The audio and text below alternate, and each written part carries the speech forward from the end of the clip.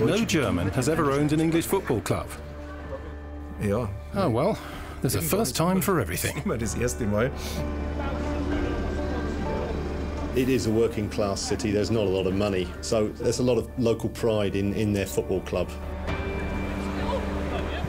We know exactly what we want, to become one of the great working class clubs in England, to fight against the big boys with our resources.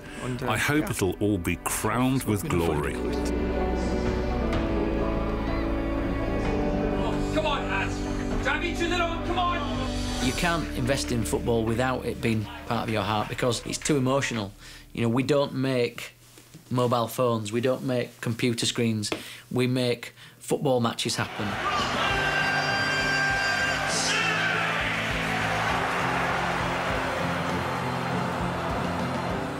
Bradford were in the Premier League from 1999 to 2001, so there's no reason why we can't go on to achieve the same.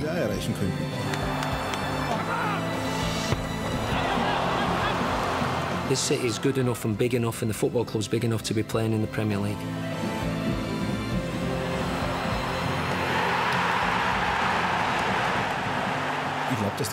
I think it's also a kind of lesson in life. We're embarking on a journey, and we don't know where it's going to end.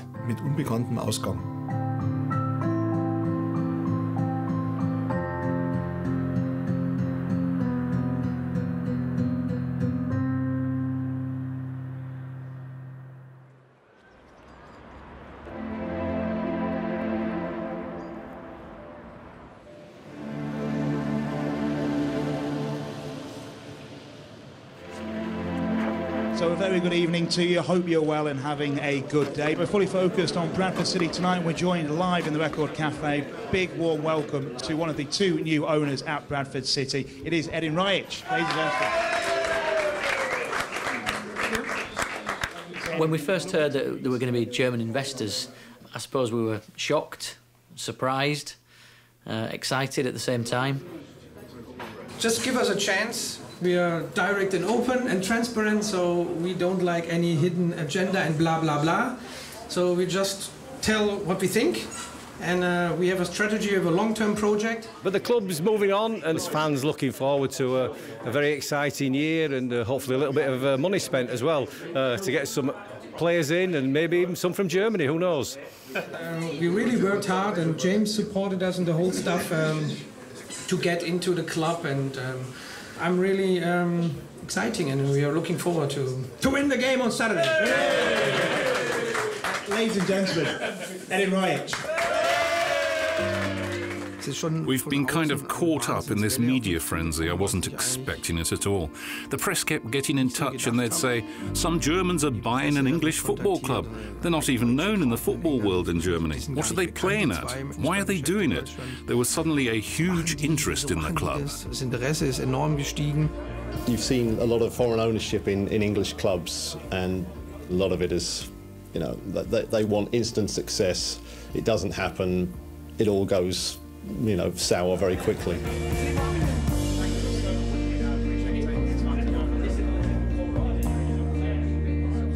It's really cool to be able to combine emotions and business. Football has always given me the most fun in life, and it still does, and I know a bit about football.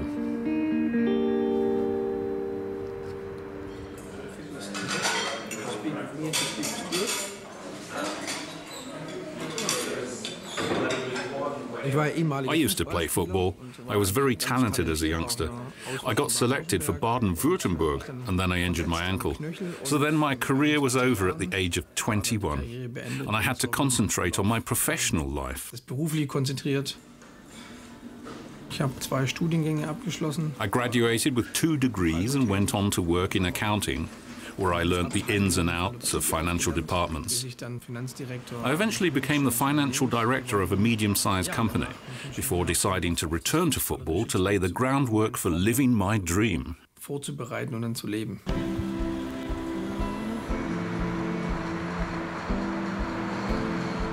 This map plays a major role. It was where the whole dream and the whole project started. I was looking for areas where there was a large number of derbies and some good academies. I tried to find a club with a great fan base. plus the chance to get hold of talented players from larger academies. So what I always call the North Belt, from Everton and Liverpool to Hull, was an ideal area. We ended up finding Bradford City. BBC Radio Leeds understands the German consortium will pay £6 million for a 100% buyout of Bradford City. The consortium is led by Edin Harrick and Stefan Rupp, and they've been in talks with the current owners for over a year. When I got into football, my aim was to manage the operational side of things in a managerial position and bring in an ideally suited partner. I conducted interviews in Munich with potential investors. Many of them thought I was crazy, but most of them didn't understand that you can run a football club like a business. Good morning, Edin. Yes, fine, thank you. I'm not in this to lose money. I put most of what I had and have into the club. That's why I wanted to find a partner who wasn't just going to waste his money either. Edin Reich and I have the same bank consultant. And at some point he called me and said, "You know Edin Reich, you know about his plans." "Yes," I said. "He's been toying with the idea of buying an English football club for several years now." "That's right," he says. "And he's further along the road in his plans now, and he's looking for a partner." Then he said, "I thought I'd call you because I couldn't think of anyone else who'd be crazy enough to invest their money in a project like that, other than you." Stefan thought it was a cool idea because it's a different kind of investment, and I sold it to him so emotionally. He says I also sold the project as a business, and he thought that was interesting.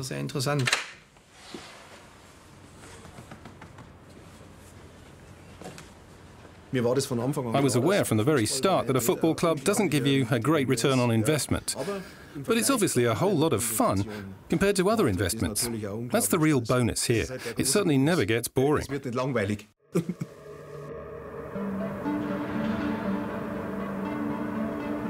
So it looks like being the end of an era for Bradford City. After almost 5 years in charge, manager Phil Parkinson is expected to be unveiled as the new manager of Bolton Wanderers.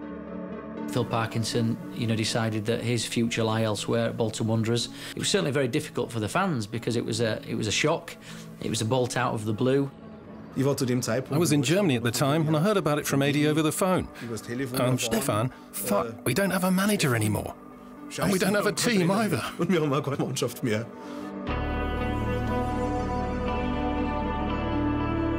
15 players had left the club, and it was just 8 weeks until the start of the new season. To be completely honest with you, that did get us sweating a little. Of course, it left Stefan and Edin's investment very vulnerable at the time when we hadn't got any season tickets on sale. We hadn't secured all our sponsors for the following season. Yeah, I think it could have been described as a nightmare start for them, and something they couldn't have probably ever imagined. Really pisses you off when something like that happens, but you just have to let it all out for 15, 20 minutes, and then you've got no time for that. You have to think it through. What's the next step? What can I do to solve the problem? Edin then came up with the idea of having a look to see if any of Bradford's heroes from the past were available. And that led us, relatively quickly, to Stuart McCall. Bradford City have at last confirmed today, officially, that Stuart McCall is their new manager, replacing recently departed Phil Parkinson. He pretty much learned to play football here at Bradford. He was here when they got promoted to the Premier League.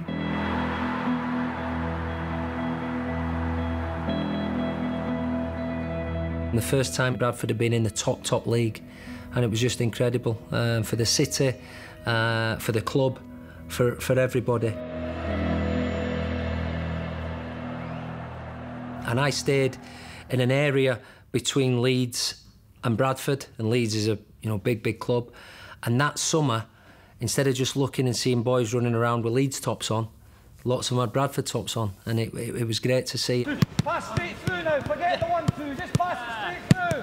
I think Stuart was a popular choice. Yes. He's a successful person to connect with a club. If we can get a team together to have a bit of success, it would be a great decision. There we are. Was mentioned today. Yeah. You were saying, because he's a bit older, is he fit? Now you can see how fit he is. Quick. There he goes. He can't score from here. No, he's in the box. Yeah. We got started 6 weeks after everyone else, and with only 8 players on the books, we had to start looking for available players. There are reasons why certain players are out of contract, and we had to find the right ones from a very small selection. His clips are good. You know, his clips show a lot of good points. He's probably quicker than I was, which is a good thing. All right? He's very quick. Very quick. Yeah, very quick. I first got the call off James Mason via Reading to say, do you know anybody that knows the league, League One and the area and the club? And I think James put my name forward, and I was due to have my first 4 days holiday in over 12 months. And on the first day, Edin says, can you come back? I want to meet you. So reluctantly I agreed to come back. My wife, or girlfriend as she is, as she was then, you know, is a little bit upset. But it's football, so you do it. This is what he's good at. He competes, he never gives you a moment's breath. Strong. In Greg Abbott, we have a wonderful chief scout. And have you spoken with the agent, or? Yeah, I spoke to the agent. He likes the thought of our club. He knows English football like the back of his hand. He also knows countless agents and knows exactly how things work here. He makes sure I avoid making any blunders. You must be very sure then. Oh, yeah, I'm very sure, yeah, because you shout at me when I'm wasting money, so I don't want to waste too much money and have my ears burnt all the time. The pressure's on because the club will only have an amount of money that they can generate, and then the money that the investors invest, that is all the monies that we've got, so we can't spend more than that. So we have to make good decisions to get value for money.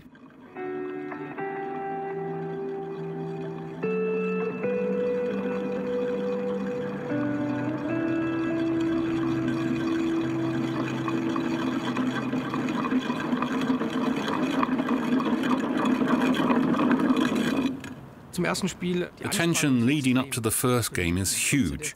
Expectations are pretty high given the short time we've had to prepare. We're still a few players short too, so let's see what happens there. Bin ich schon angespannt.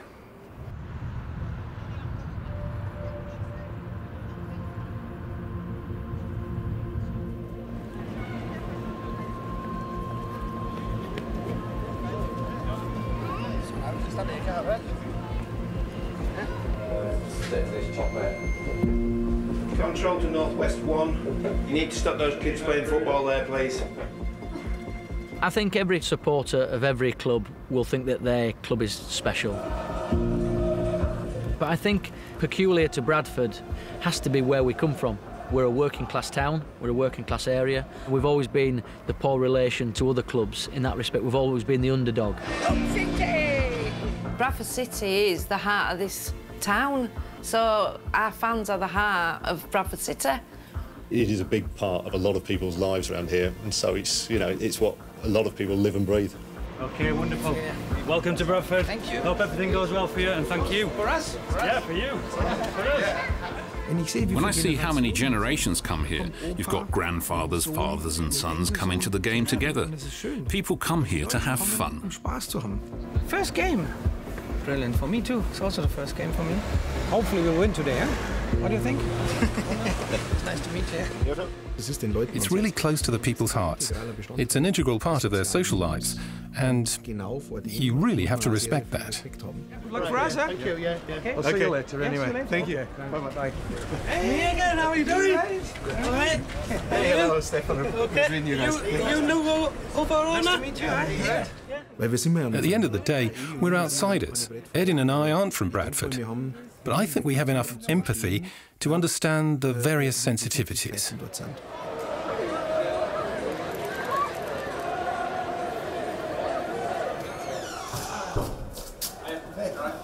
There is only one chance for first impression.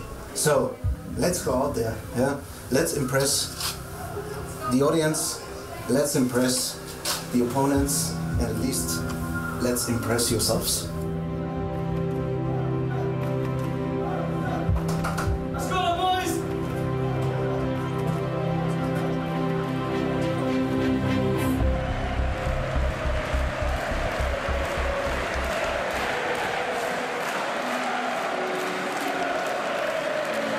The first issue we had to deal with was the ticket prices, which we immediately froze, because we want the fans to still be able to afford to come. We've already sold 17,000 season tickets. That's an unbelievable show of trust from the fans in the new owners, the new management and the new team. We're off, we're underway. Bradford City kicking things off. And Nathaniel Knight-Purcell with a long ball forward. Hansen heads on. Billy Clark heads on. Now we have obligations to fulfill. We have to deliver.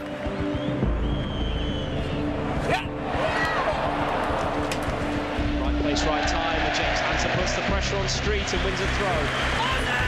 They're looking decisively shaky, Port Vale, in these early exchanges. Bradford have really put the pressure on them. When you've got 17,000, 18,000 supporters, the expectations are very big. And it's something to relish, not fear.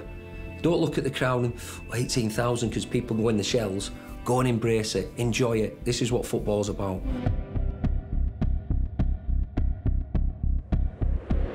Bradford on the attack with Nicky Law, still down that right side.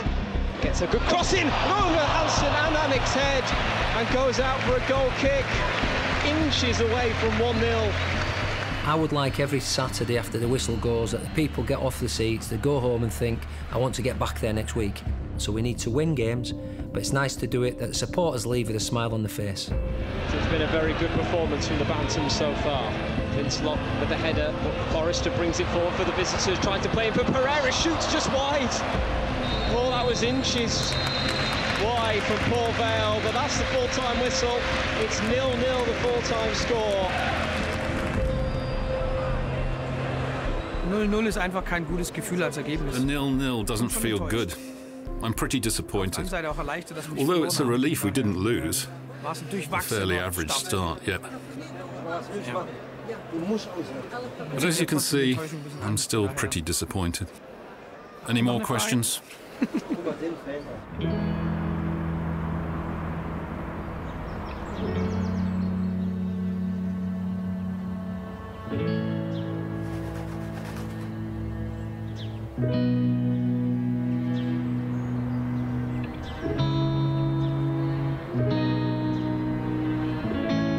I think with any new ownership, there's going to be changes. So Bradford City, it is new. It's different to how it's been in the past. There's a European strategy there, and there's a British mentality there, and slowly but surely, it's coming together. Oh, wow, what's that? Where have you bought it from? Oh, has your wife made it? No, mostly from my brother. Try this one. Is that like Bosnian food? Hmm? No, German one. I work every day with Edin. We're like a married couple already now. We argue, we get on, we're both learning from each other. That's been an interesting 6 months. Oh, it's like a pie, isn't it? No, I'm joking. The culture here is so different. The clubs in England are steeped in tradition. They have such rich histories. You can't compare it to German clubs. The emotion and the fans' passion over generations is not comparable.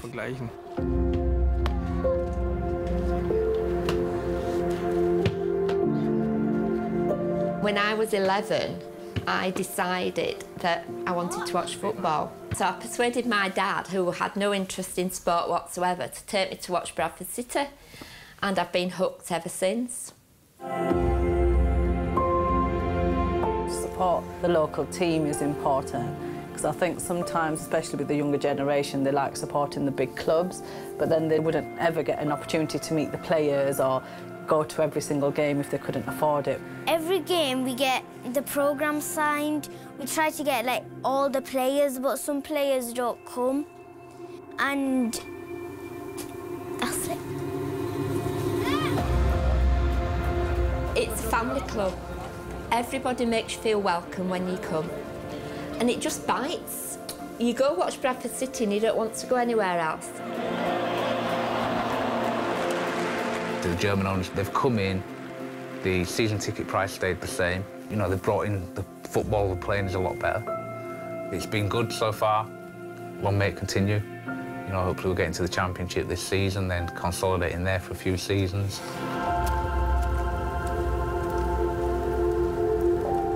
I've never been driven by financial matters. Getting to the Premier League is what I'd call success, and the rest will see to itself. The incentive is to create a structure and forge a plan to get us there.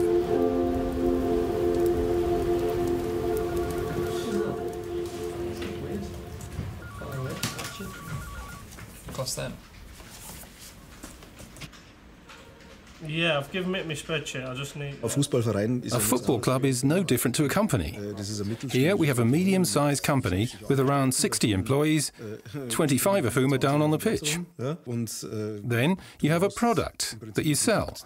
And here, that's the football that's played out there. The systems and structures are very similar to those of a medium-sized company. OK, then. OK, there's just... Alan's not replied to me, but there's... Right, 5478. I started here in September 2001. All right, love, thank you. So I've been here 16 years. My job entails operational stuff on a match day and looking after the players, which is my main job. Working with a player entails everything from the minute that they sign, or before they sign, if they come on trial, I meet them, take them to the training ground, and then getting them settled, getting the signings done. Is that right? Because you're with that player, from the minute he arrives at the club, you know, you're with him, you get to know him, you're the mum, you're the, you know, like a second mum to him, you're on call, every night, you know, you'll get texts about this, texts about that. Anything they need, they come to me. So I think that's where the emotional is the, you know, the attachment to the players. Somebody once described my job as a keeper of all secrets.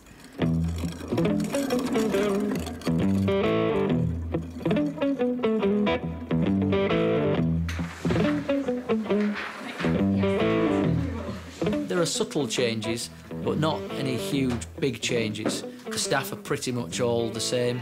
Most of our sponsors we've maintained. So the main changes really are just Edin being in the business full time. You know, 24 hours a day, 7 days a week, fully immersed in it. That's the business side and that's the normal. That can't work. That must be top. Yeah. I worked more closely with Edin than I did with the other chairman because they were more relaxed. Whereas Edin is more involved. But once more, do me a favour, speak together about it, because you know, for example, you spoke with a company, I don't know, and you know that Edin didn't make himself popular to begin with. Some of the employees are still having a tough time because Edi, he asks about everything. He wants to know all the details. He doesn't just ask about the status of something, he also wants to know how things work, how people work. Wie arbeitet ihr?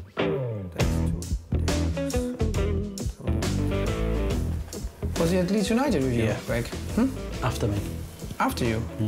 I don't think I've ever been asked as many questions as I've been asked with Edin. He wants to know the detail of every football transaction, every football decision, as well as the bigger business decisions. Bei uns tickt die Uhr anders. We do things differently, and we have to get that across step by step. If you give everything for the club, if you're fair to the club, you'll always have my support. And if you start doing your own thing, like you did before perhaps, then we have a problem. Haben wir ein Problem. Hi, Greg. Hi, Edin. You right? Yeah. Just got a heads up on a striker that we haven't seen before. Just having a look, see what he's... What's the name? He looks all right. Tom Boer. Tom Boer? Yeah. Holland, League 2, but he's scored a boatload of goals. League 2 is not that good. In Holland? No. Ultimately, Edin's made it clear that he'll have an influence in players we bring in. It almost makes it easier for me, because if Edin brings in the wrong player, he stands and takes responsibility. What's the status of the other? Of Charlie Wyke from Carlisle? The fee is the fee, what I've told you, it's a lot of money. So, really, you and Stefan need to get your heads together to say, do we have a limit? Do we have a ceiling of how much we want to go to and leave it at that and wait for the right time to submit that bid? Because if we submit a bid early, it might just alert everybody else. So let's sit together tomorrow with James and... Yeah, I think it's a good idea. I think we should do that and discuss the 3 or 4 players. Yeah. He's very methodical, very structured. Edin wants to do everything yesterday. You know, nothing is for tomorrow. It's almost now or even before now, which is obviously impossible. And I just say, slow down, let's do it at the right time. If we go rushing in, it might cost you more money and it might alert more people. There's a time and a place and a strategy to everything we do. And he's realising that, but he's very, very impatient at times with his ambition.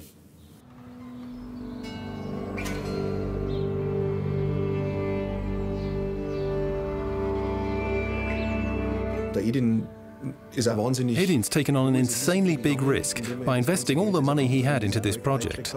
He upped sticks in Germany and moved here with his family. But Edin is living his dream right now.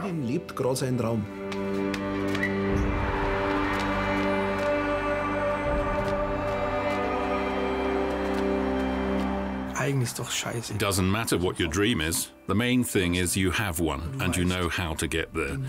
There are many highs and lows. It's not all roses, but the decision was 100% the right one. Thank you.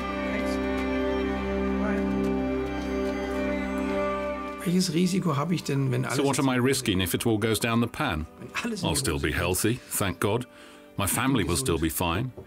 We'd just have to start from scratch again. I'd have to move out of my house and into a flat. I've lived my dream, irrespective of whether it works out, I've done it. And as we only live once, I'm going to see it through. And my motto is always, as long as the fridge is full, all is well. Ist alles gut.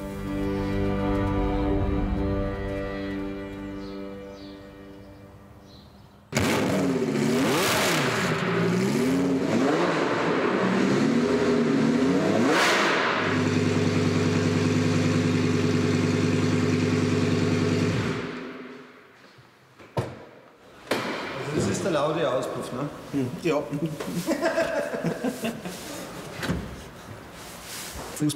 Football isn't my only passion. I compete in a car racing championship called German Touring Car Classics. And I'm also very ambitious and committed when it comes to racing.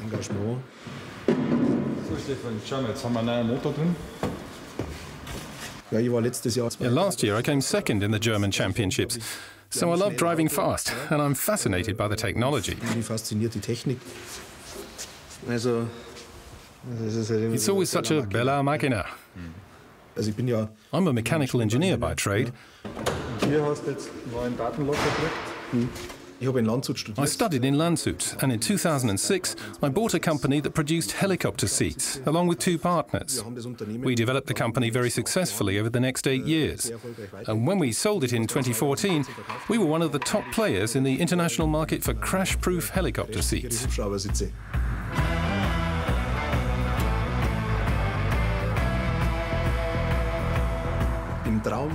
After selling the helicopter seats company, I'd never have dreamt of investing all my money in a football club.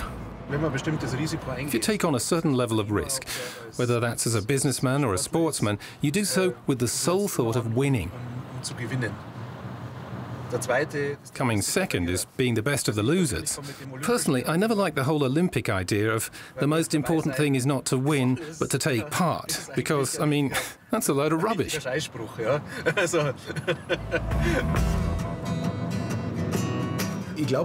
really think we're going to be successful, definitely, because Edin's a fighter, and he won't give up before he's reached a certain goal, and I'm exactly the same.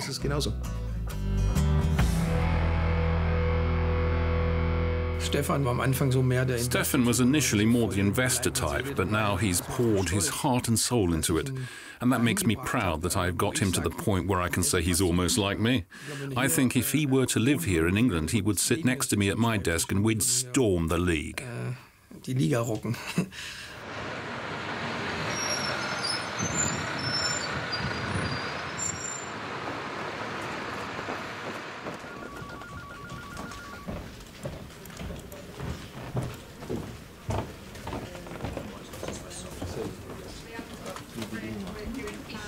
The biggest change of Bradford City has probably been the approach in terms of the manager-chairman relationship. The German idea of the sporting director is something that's sort of not common in England, and it's viewed with suspicion, any mention of director of football, and there's a lot of supporters sort of think, you know, it's a bit of a strange scenario.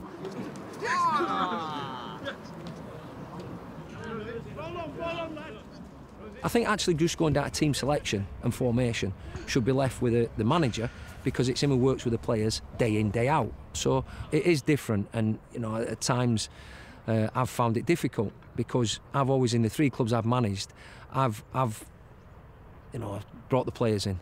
I've worked with the players as the coaching staff, all scout players, and the other owners, chairman, have let me get on with my job in dealing with the footballers.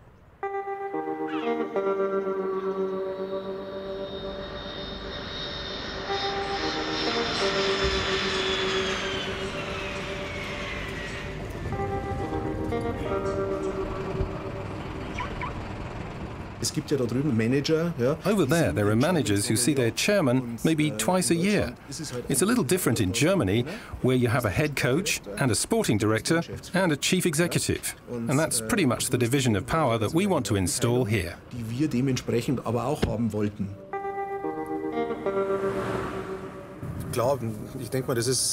I think it's the same as with any other company, in that certain things don't go as you imagined they would. And that's true here at Bradford. Here I have a coach who's perhaps not so open to advice. But you also have to understand his role. In England, the manager's a coach, sporting director, and chief scout rolled into one. He's pretty much omnipotent, and that's precisely what we don't want. Sometimes we have to kick some people up the bum a bit. That's how it is with us, and if you want to manage our team, you have to come to terms with that. Turn left after 400 yards onto the A58 towards Rochdale. Then we found out about something that we're not too happy about. A sort of company within a company has been developing here over the years. In recent years, everyone's got used to taking their cut to a certain degree. And we won't stand for that. Of course, it takes some time to realize exactly what's going on. And it's not too great. And that means in the next 3 to 6 months, we're likely to see some personnel changes in several positions. Personnel changes we need to make to close down this company within the company.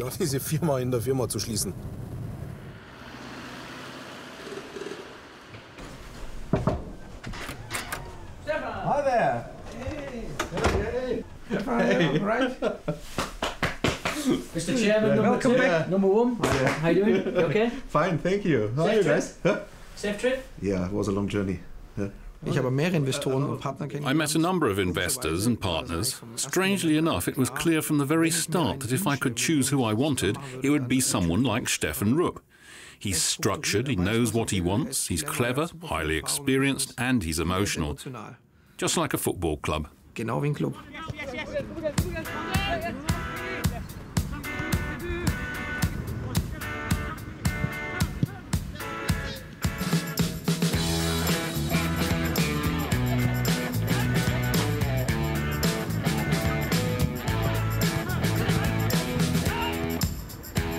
Hi guys, how are you doing? As I said, Stuart isn't used to having to share the responsibility. And we don't know each other well enough yet. None of us do. It does sometimes kick off, but everyone needs to be able to express their opinion openly.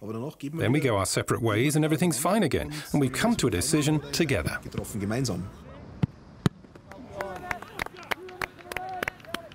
There's a lot of changes, a lot of things that are different to me, but I'm more than open and to welcome them in, because we've got to have a little bit of, you know, difference of opinion at times. But obviously with Edin, he wants a little bit more say, which is understandable. It's his football club along with Stefan, and we have to work more as a team. I can see something's growing here. If you reach out to people, I mean, it's nothing to do with sporting expertise or anything. I'm not part of that side of things at all. I don't have to make any football decisions. I leave that to others at the club.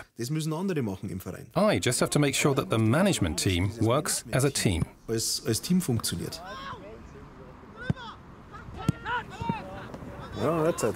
Moraes is looking good. He's the best in training. Yeah, the mood's great. As I said, I just had a little chat with Stuart before. It's ultimately about getting to know each other and developing that mutual trust. I read that the half-life of a manager in League One is just 10 months. How are you supposed to have long-term goals like that? You can't. A medium-sized company develops strategies over 10, 15, 20 years. Sure, it's completely different. Exactly, and that's what makes us stand out from the rest. For us, it's important, if we look at it as a business model, to develop, buy and sell players. We want to have a manager who can improve the players we have, but if the manager or head coach also has to deal with agents and contracts, he can't really concentrate on team development. He's only worried about one thing, promotion. But for us, we need both. You need that foundation of having players with resale value. That's how our business model works, and in my opinion, it's the only way we can be successful. Meiner Meinung nach haben wir Erfolg.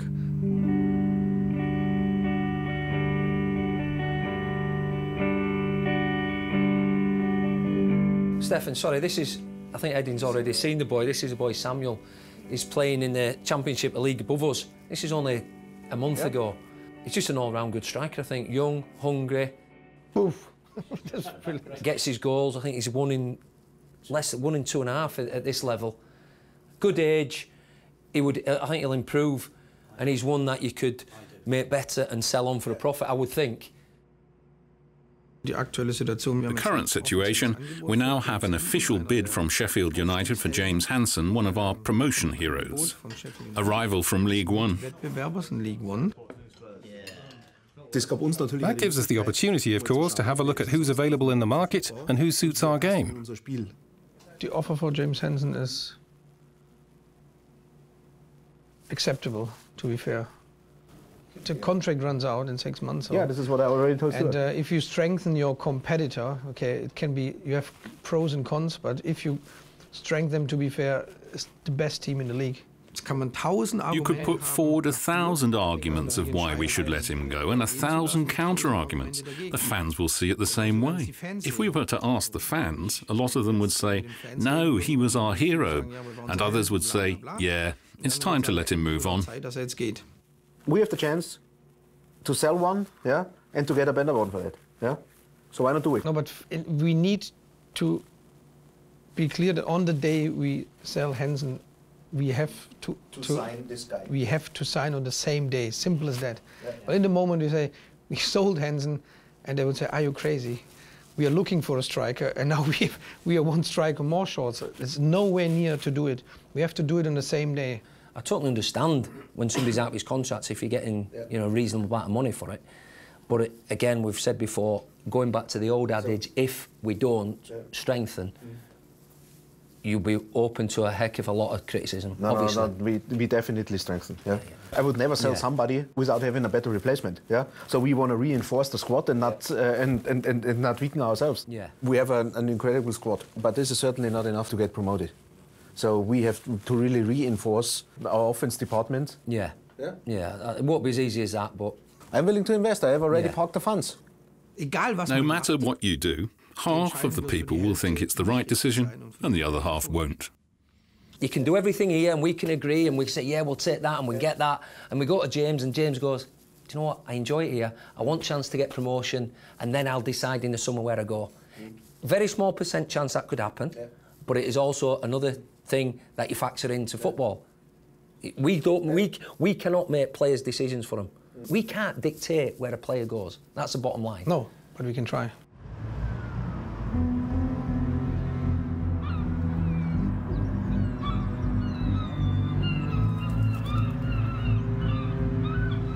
Hello, welcome along to TV Yorkshire. It's that time of the week again to have a look at all of the Yorkshire action here on the Yorkshire Football Show. First off, I want to talk about James Hansen, because it looks like he's on his way out of the club. Well, he pretty much is, to be honest. I think by the time this is edited and gone out, it's probably already happened. It is a big call, James Hansen moving to Sheffield United, because he has been such a key part of the fabric of Bradford City in the recent seasons. He was probably the poster boy of the team, and he's been sort of synonymous with the way Bradford City have played. It's all been around James Hansen, and he's the first name on the team sheet.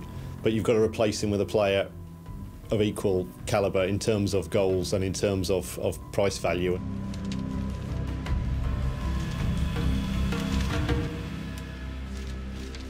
There are rumours that Sheffield United have submitted a bid for James Hansen. This morning, James Hansen knocks on the manager's door and says he's received an offer from Sheffield United, and that he doesn't want to get injured in training on Friday or in the game on Saturday. What's the manager supposed to do? We obviously have to say he can't train because his head's been turned, and if his head's been turned, he can't play on Saturday either because he's not going to give 100%. So we're forced to look at Sheffield United's offer, as the player already seems to have decided that he wants out. But none of the fans know anything about it.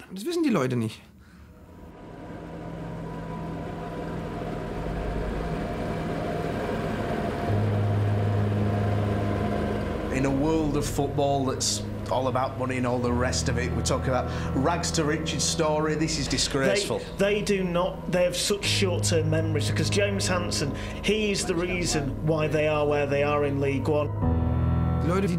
People think Sheffield United contacted us, we're forcing him out. That's not true. They think the club has a choice in the matter.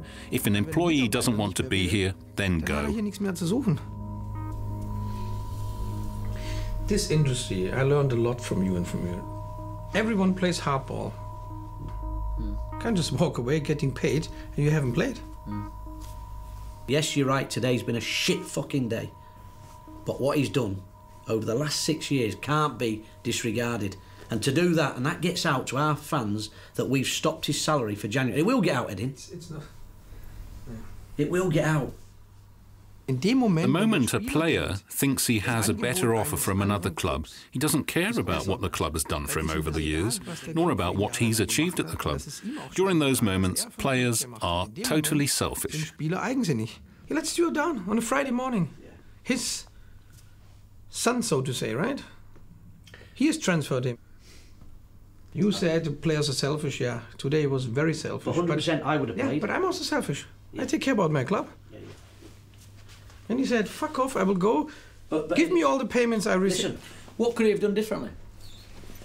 He could have just fucking played. That's what he could have done, like I would have done. Come on Monday morning and say, listen. And said, I'm going after the game, but you need me. The deal's not going to get done. It's not complete. I've not had a medical. I've not agreed terms. I'm a Bradford City player. I'm going to wear that shirt with pride today. I'm going to fucking run my tits off. We're going to win the game. And he goes away a hero. James Hansen, he might be frightened of playing tomorrow against Millwall and getting injured. So and especially against Millwall, because Millwall are a big physical team and we need James Hansen in the team. But we made a decision. It's a shame because if he'd have got told after the game, it'd have been better. But because he's aware of it now, we made a decision not to involve him. But hopefully we can still get the right result.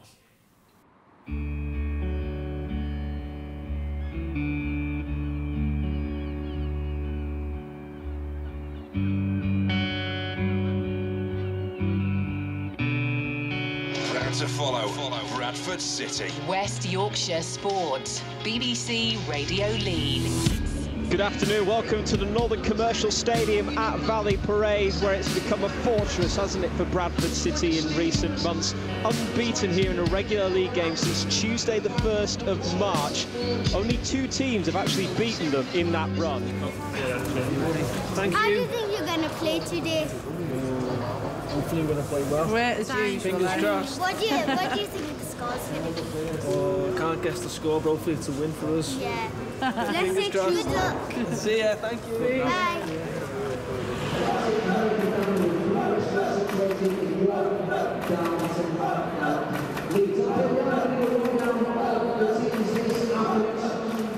I know what to expect from Millwall today. We have to be ready for the fight. They're a strong group of players, always fully committed, and we have to counter that. We have to match them physically, and we have to attack. We don't want to draw against Millwall. We want to win the game. Wir wollen das Spiel gewinnen.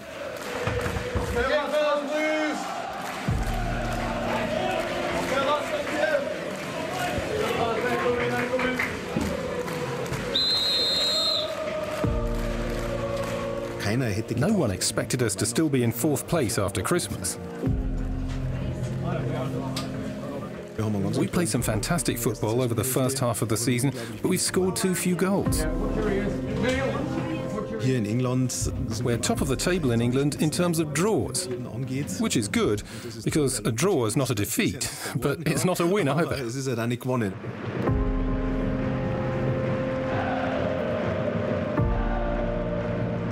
Where we are at the moment, realistically, we have a chance of being in the playoffs. And it's difficult because we have to manage expectations, because from the start of the season when we're up in the top two for such a long period and doing really well, everybody gets carried away and thinks it's going to be easy, we're going to win the league, and it's not quite as simple as that. Millwall about to kick off.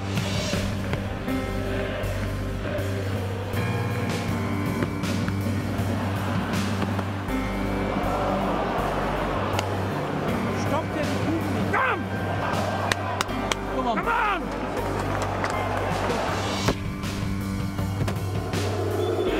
No foul, play goes on. A little bit of pulling there from Williams as well, but Marshall has got away from him nicely. And away from the second, and the shot's blocked at the near post. Trying to turn and get the shots away here with Gregory. He's still got it, gets the shot, and he's scored. Saturdays are everything. It's Bradford City 0, Millwall 1, and it's Lee Gregory with the goal. If we've won, it's been an amazing week. If we've lost, it was bad. But that can all change the following Saturday. Jones, McMahon, low ball box for Marshall. Can Marshall get the shot away? Gets it, Meredith at the far post, and it's in! Am I seeing things? 2 goals this season now for James Meredith. A lovely low ball, and the left back is there, 2 level. Bradford City 1, Millwall 1.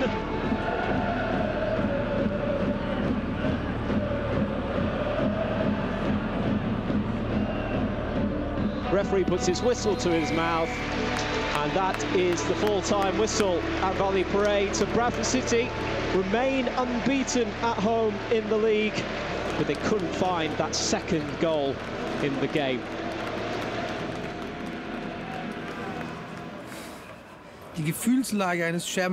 How does a chairman feel after a game like that? If you hate draws, it's obviously not good. It feels like the 100th draw. And well, a draw gets you nowhere. You either win or lose, or we're just getting too many draws to entertain thoughts of competing with those at the top. Terrible day.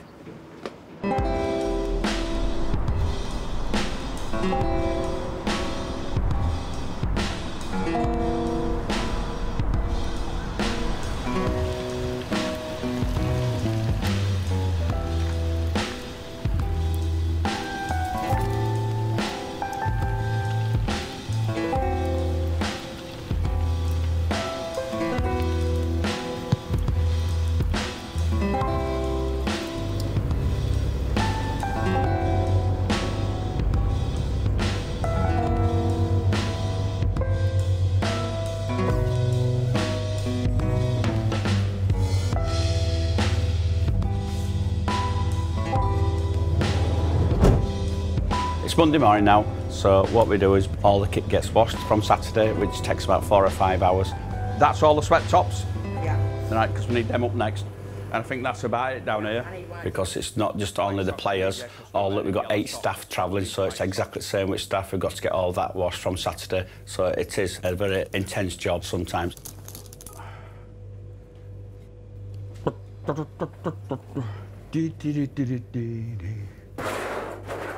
So number 19 missing. Yeah, and 11, isn't it? Yeah, that's 2 blank pair, I do believe. I've been there 11 years working as kitman. So obviously I've supported Bradford for over 50 years as well. So after the summer when the manager went and he took all the staff except for me, so he mustn't like me. So it's like anything, if you get a change in a company, at the beginning it's strange, but once you get used to it, it's not a problem. Have you got one? No. Janice? I'm still looking.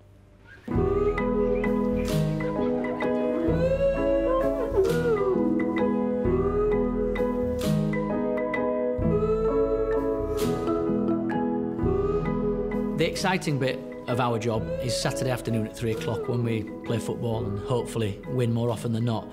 But leading up to that, You know, we put very long hours into every day, literally from the moment we finish a game to the 7 days to the next game, if that's at home. Roger, as you can see, because of the high winds that we've experienced recently, it looks like certainly one panel's completely broken off. Yeah. And the big concern is that it was during the week, which is lucky because it landed about 3 or 4 rows back of the Midland Road stand, which, should we've had any fans in there at the time, it would have been difficult. Right. Imagine if that was to happen on a match day. You know, it's serious. We could injure someone, we could go as far to killing someone if that happened. You know, we've met with the insurance brokers to see if we can get that repaired under our insurance premiums. If not, if it costs £1,000, £2,000, £10,000, that comes off the playing budget. So all these things are connected. You know, why can't we get a new striker in? Why can't we get that player in? Because we have a finite amount of money, and when that money's gone, it's gone. Most fans just think, I wake up on a Monday morning and think, right, how can I screw things up this week? So that can be frustrating at times, but equally very rewarding when, you know, we get it right and the fans that have given us time and patience can see that it was the right decision that was only made to benefit the football club, and that's our only interest. It's not about Stefan Rupp, it's not about Edin Rahic, it's not about Stuart McCall or Greg Abbott or James Mason. It's about Bradford City.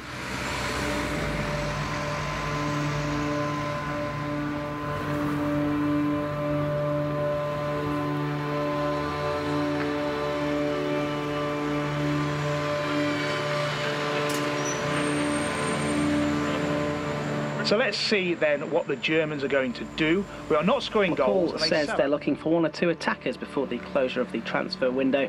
I think they need someone a bit different to a James Hansen now. Yeah. But trust this much more sophisticated board than many in League One to have an idea up their sleeves. They'll be up to something. There he is. Wow. I like that as a number 9 goal. Left foot, right foot, header. Yeah. Strong in the air, gets across the front of people, but he also scores with his feet. And he also... So there's a risk, isn't it? There's always a risk because he's only scored goals in League Two. I mean, but to be brave enough to pay 250,000 in the winter period, you know, don't forget. It's not a summer period. It's a lot of money. Period, yeah. It's a lot of money. For that level, is a lot of money, but we'll get our money back, I think, on this one. Carlisle from League Two wanted £250,000 for Charlie Wyke. And the funny thing about the whole situation was that no clubs from the Premier League or the Championship League were willing to take a punt on him at that price. They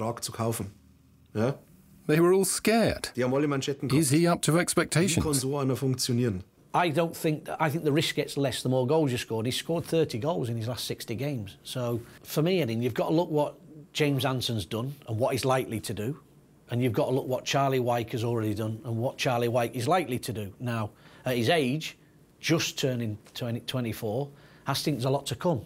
Well, I would recommend that we say to Stefan, this is money well spent, and be really positive about it. But again, here, he's the first to react. There's his goal. There's his goal from 2 yards out. I like that one. The final decision as to whether we buy him or not was mine. And in this case, I said, OK, we'll buy him. Make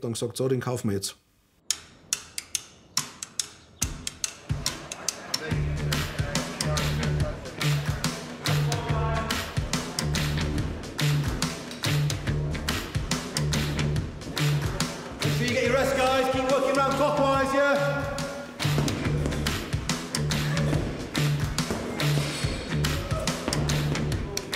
Season, Bradford City signed striker Charlie Wyke from Carlisle, and Wyke arrives following a prolific first half to the season for Carlisle, having scored 18 goals. As soon as I found out Bradford were interested, I really wanted to come to the club. I knew everything about the club, and obviously with the new owners and new manager, I think they're going to build something really special. 2, 1, 30 seconds then. Talk. Good. You don't always get owners of football clubs who are on the same level and discuss football with such passion like Edin did. It was something what impressed us and then obviously impressed Charlie, so he decided to join the club. 30 seconds to go! Come on! Give yourself I met Charlie on the deadline day. You know, I said to Edin, I said, we're going to be all right with this one because he's the right type of character. The fans will like him. And I watched his first day's training. And that's when I had a discussion with Kenny Black, the assistant manager. Said to Kenny, what do you think? He said, well, what do you think? I said, well, I think he looks the real deal.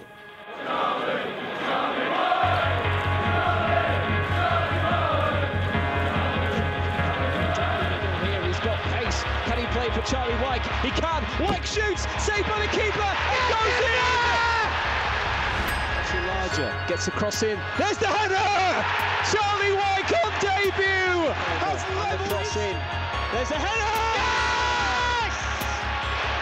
Charlie Wyke. I'd not seen Charlie play. I'd seen him on DVDs, and I wanted to go see him first, but I didn't because the James Hansen transfer happened so quick. But he's been absolutely terrific. He's putting towards the far post. There's the header again! Great header from Charlie Wyke. He's been, you know, everything and more that we would hope. Probably in hindsight, the deal was a good deal for everybody concerned. Nobody lost. Winners all round. James, Charlie, Sheffield United and Bradford. Carlisle were the losers, I have to say. There's not very often that can happen. There's only one loser. Unfortunately, it was Charlie's selling club because they've not, I don't think they've scored a goal for the last 7 games, which is unfortunate.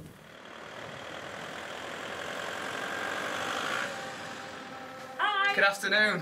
Come on in. Come on in. Join the fun.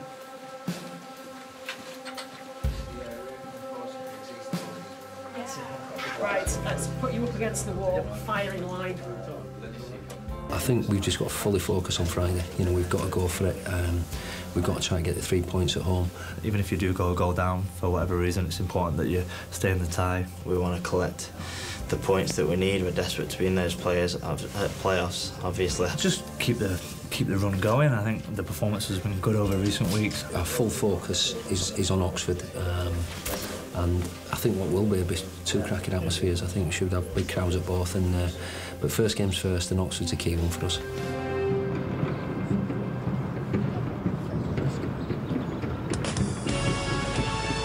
West Yorkshire Sport. BBC Radio Leeds. Good afternoon, welcome to the Northern Commercial Stadium at Valley Parade as Bradford City look to go another 3 points closer to securing that playoff spot. They're in a great position at the moment. A win today would make a huge step towards securing that top 6 spot for certain sure. The review of our season so far is that we started off with no manager and only 8 players, and now, 4 days from the end of the season, we're in a playoff place. It's unbelievable, really. And we've sold 17,500 season tickets. That's unbelievable too. We could just as easily be 23rd now, fighting for survival. Everybody connected to the club have all been in it together. It's been a team effort. And we've just got to keep going now. We can't rest. We need to finish strong as we can. Hold them, boys! Let's go. Come on, boys. Come on, come on. Come on, lads. Drive each other on. Come on. It's there for you. Concentration.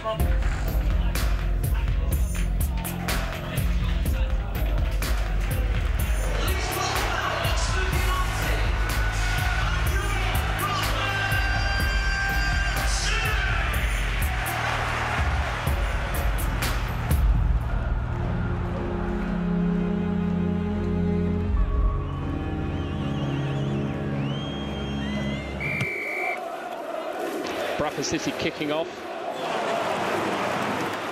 Dawes throwing the ball out overarm, now Cullen forward. What a touch from Charlie Wyke to taking him away from Raglan, who Will in space, launches it. Oh, what a save from Simon Eastwood. That's magnificent play. That would have been goal of the season if that had gone in. Charlie Wyke turning 30 yards out, hitting it on the... We've put ourselves in a good position, but football can change so quickly. The keeper manages to just punch it away above a crowd of players. The referee says it was all right. Obviously, the ambition and the aim is to make sure we're in one of them playoff places, at 3rd, 4th, 5th or 6th, come the last game against Rochdale. And the referee, Richard Clark, blows the half-time whistle at Valley Parade. Come on, Matt. Yeah, come on. Listen, you know the stats yourself, I'm sure you do.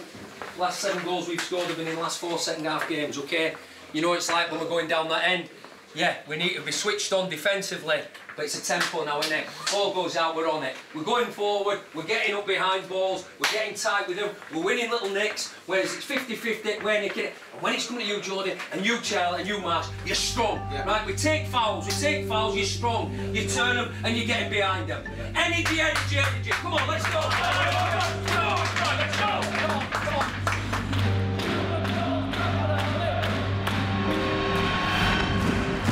It's Tony McMahon towards the 6 yards box. There's the header, saved down low by Eastwood. Bradford fans ramping up the noise. They can sense that this is a big 3 points.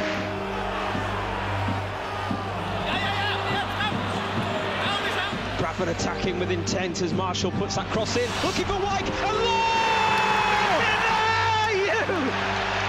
Nicky Law has tapped that one home for Bradford City, and the Bantams have the lead in this big match. It would be a dream to help get this club out of this division and go to a higher division. But, you know, I think once you start dreaming, you lose your focus. So you just stick to what you can affect. There we go. There it is. Arms in the air. It's a third win in a row for the Bantams. And most importantly, it's another 3 points. It's Bradford City 1, Oxford United 0.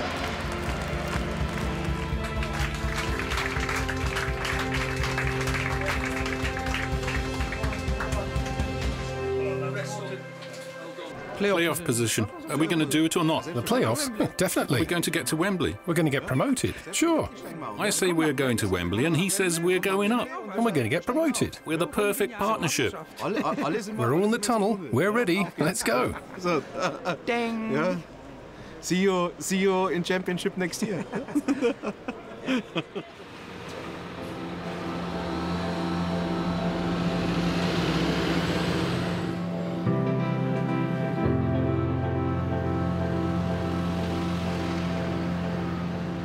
Good morning. It's finally nice to see you.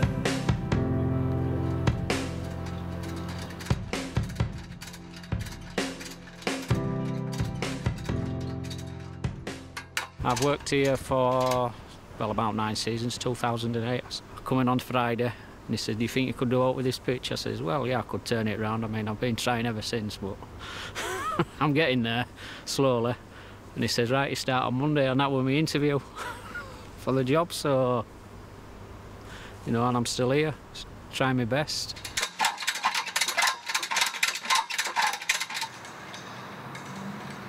The first time I come to the stadium, maybe 44, 45 years ago, maybe, and I snuck in over the wall. Second game, I come again, I sneaked in over the wall, got caught. The police caught me, took me in the old changing room, and it's there in the old building, the old jail, put me in the jail and took my picture. And I was only a boy again, I was crying. Says, oh, don't show me mum.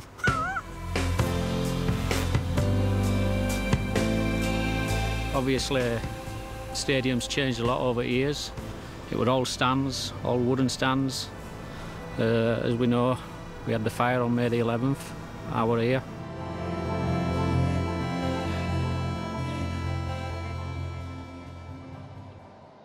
I was sitting about 3/4 of the way along the stand towards that end of the pitch, and I was with my father-in-law and my friend.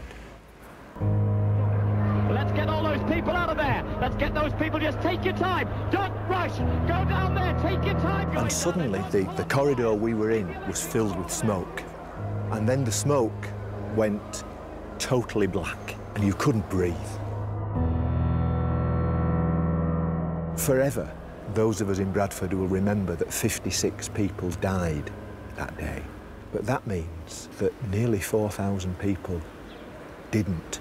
And some of that is because of the volunteers who pulled people out of the fire. We all pulled together, you know, we all made it like a family club where everybody looked after each other, because it proved on that day that, you know, obviously life is far more important than a football match.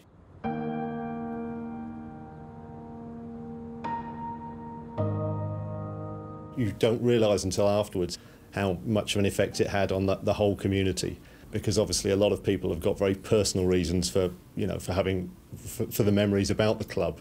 You know, it feels more than just a football club, it feels part of their life and part of their history.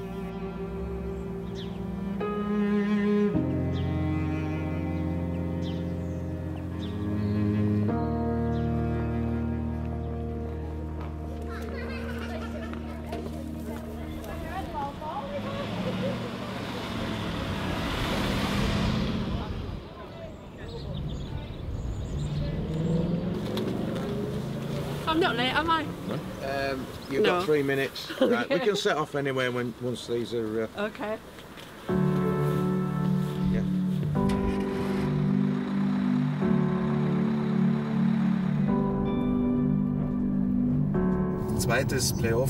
Second leg of the playoff in Fleetwood. We won the first leg 1-0 at home on Thursday. Fleetwood have only given us 700 tickets. Our fans back in Bradford camped out by the stadium to get hold of tickets. Nonetheless, we're still very confident about today. The team knows what they can do, and they know they have a one-off chance on the 20th to get to the playoff final at Wembley.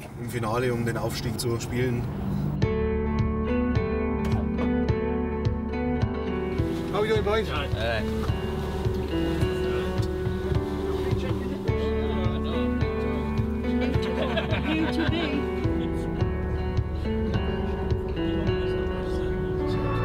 BBC Radio Leeds. Skipper Romain Vincelot says Bradford City must approach the second leg of their League One semi-final at Fleetwood this evening as if it was still 0-0. Bantams have a one-goal lead in the tie thanks to Rory McArdle's late header in the first leg. Thank you very much. I feel quite nervous. It's a big match. We've come a long way and we need to get at least a draw because the prize is a big one, Wembley. I think it's going to be another tight game and I don't think there'll be more than one goal in it, but I don't think we'll lose and I think we'll be at Wembley. You don't know words? We're on our way to the championship, we're on our way. How do we get there? I don't know. How do we get there? I don't care. All I know is City's on our way. One thing that Bradford City fans do is if the team goes one down, they don't despair, they shout even louder and get behind the team. So really good team spirit.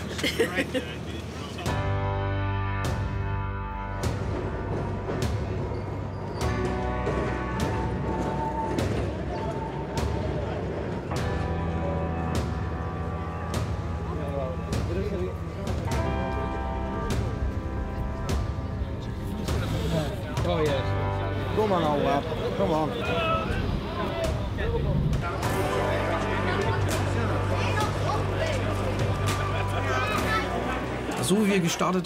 Considering where we started and where we are now, the atmosphere around the club, the positive feedback from the fans and locals, it could hardly have gone better. The icing on the cake would be a Wembley final, of course. Well, promotion would be the absolute icing on the cake. Wäre der Aufstieg.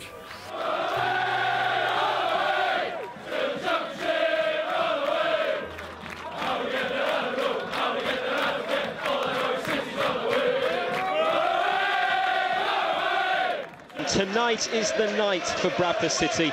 They come here with a one-goal advantage. So can the Bantams secure a trip to Wembley for the first time since they won the League Two playoffs in 2013?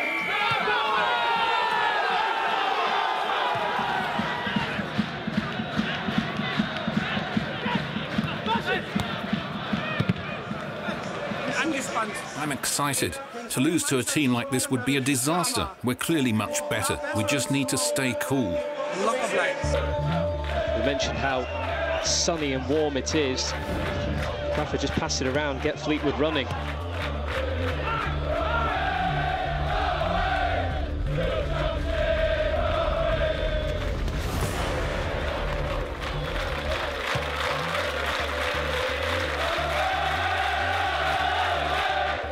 We have a great chance, and I believe in the betting odds. The bookies have us down as clear favourites to get promoted via the playoffs, and that would be just an unbelievable dream, an unbelievable end to an incredible first season.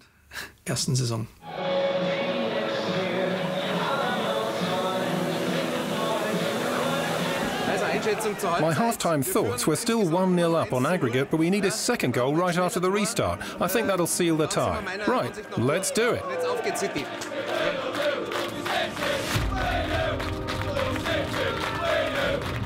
Law with a header. Down the right-hand side, it's Mark Marshall taking it towards the byline, gets the cross in. White's up there, and it's just away from him.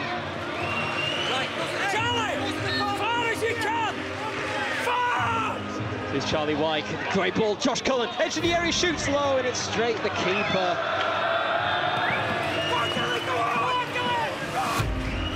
You know, it's a long season, it's a long, hard season. And as the song goes, it's not where you start, it's where you finish, which is the most important.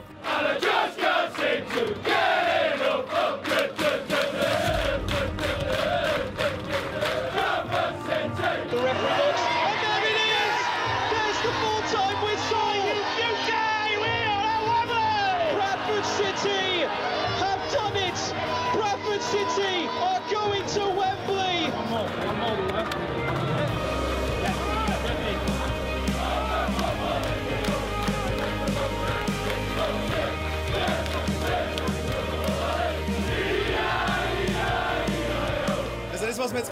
What we've experienced in our first year as the club's owners, that we're going to Wembley in our first season, it's really unbelievable. And I don't really know what to say right now.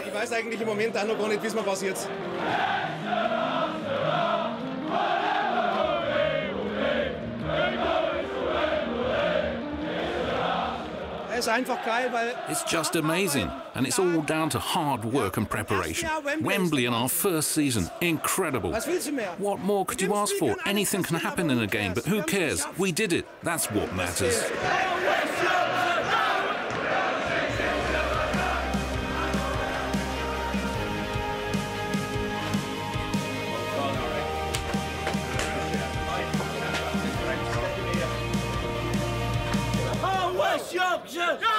Yorkshire! It's wonderful! It's wonderful! Oh, West Yorkshire is wonderful! What a day, what an occasion.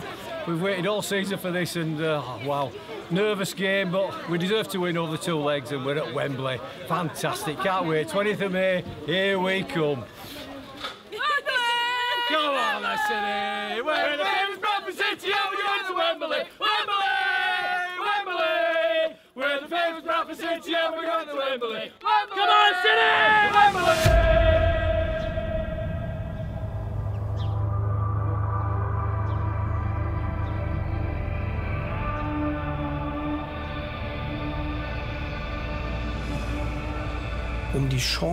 We have a huge opportunity to get promoted, and everyone needs to concentrate 110% on the task ahead. We need that feeling of togetherness, of being a team. That's the foundation for getting promoted.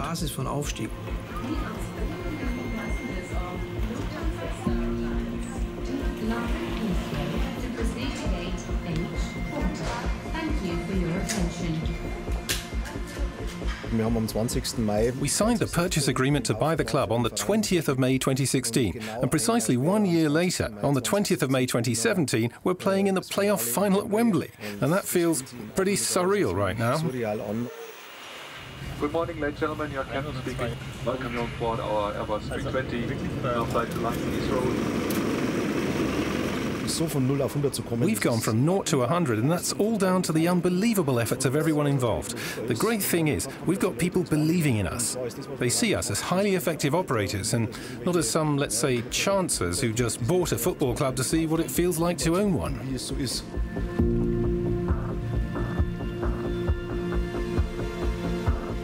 2 weeks ago, when I went to Fleetwood, I wasn't nervous at all, because of this good gut feeling I had.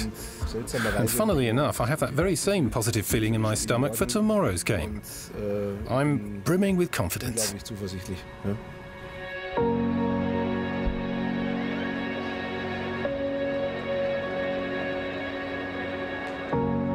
24,000 Bradford City fans will be at Wembley for today's League One playoff final with Millwall. The winner will be promoted to the Championship for next season.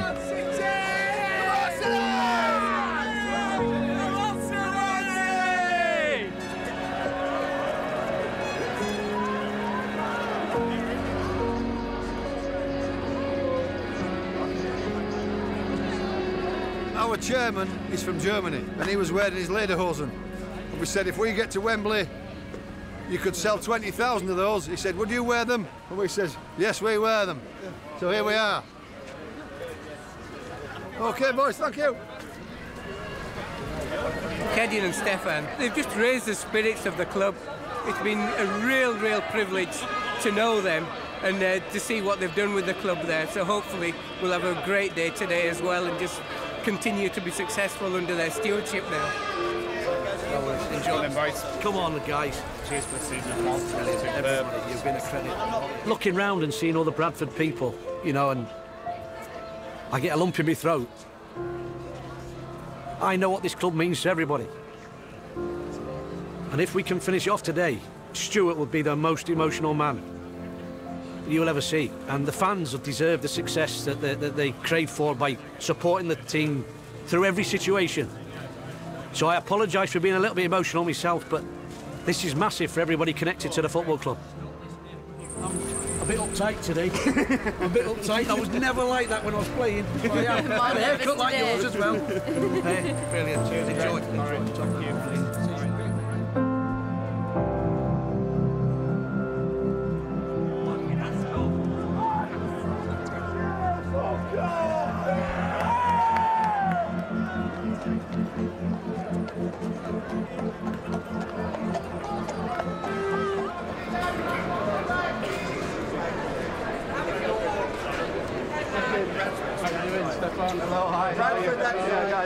Das ist für mich. For me, it's the toughest, most difficult and most unfair game in the entire season. Der Fußballsaison. Es kann ja It klappen. either goes your way or it doesn't.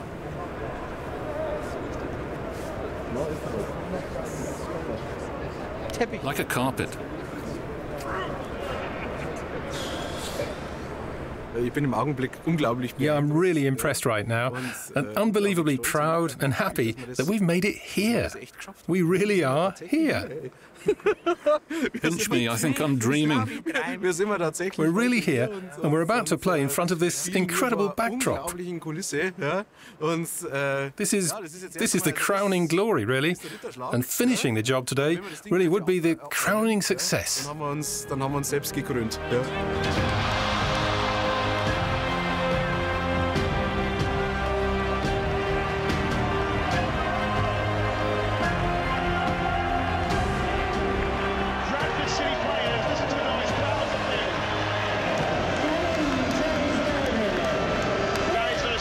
Getting from the Bradford City faithful inside the stadium.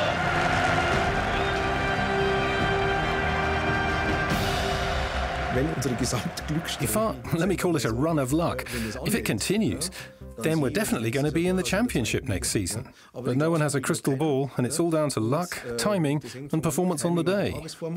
I'm always optimistic. I'm always glass three-quarters full.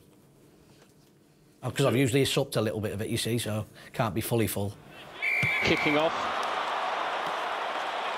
Williams, good defending by Billy Clark, and he's put the pressure on him and he's won it back for Bradford City. Well played, Billy Clark. Now Josh Cullen down the left-hand side for Marshall. Clark's making the run down the middle. Can he find it? It's a lovely through ball. It's Billy Clark through a goal. It's Billy Clark, and he's put it wide. It's saved by the keeper. I thought that was the moment there for Bradford City and Billy Clark. Saving it.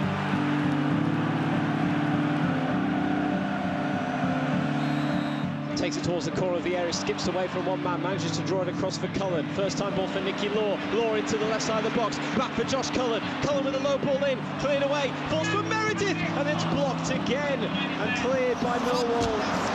That's a fix. If they aren't promoted this season, then next season's League One looks like it could be quite a tough one. But you've got that solid background in terms of the owners and the fact that They made it clear they're not going anywhere. There's no timetable, which I quite like. What a moment this would be. Come on, who's the hero? I believe it's going to be you. Cardle, Winslow, White, Knight Percival. Clark leaves it, Maman puts it in. There's the header over the bar! And it was Rory McArdle again that came steaming in.